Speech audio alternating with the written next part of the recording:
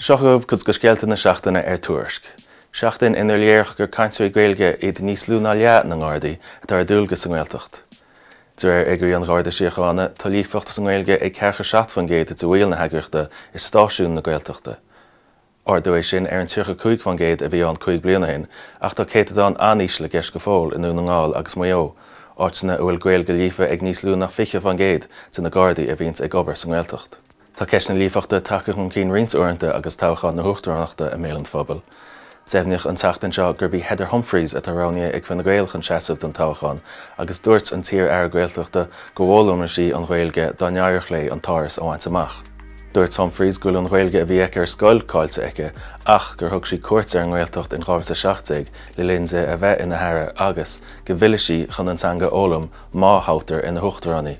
Ír charnéil agus tailear an arm na héireann atá mar san agran is déanaí den fodchríle paiste cainte le helinn i hé.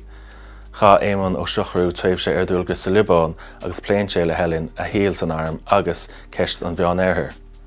Is féidir éisteach leis an bodchríle ar Spotify, Apple Podcasts nó ar Tuairisc. Cuasaí sport é deire agus ba fáinne de bhar agus na man ón tíirse ag gimmart ag léhí móra ag an deire seachtaine. I mai fear an sacr na bhar in na Hungáire sa géad chluthe sa bhachtaí cálaí a chur an dán fiche sé i mai le clíad sa saharn.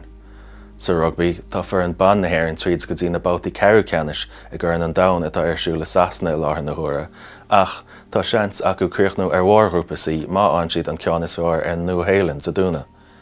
Tá na scéalta sin agus go leor eile Tuairisc.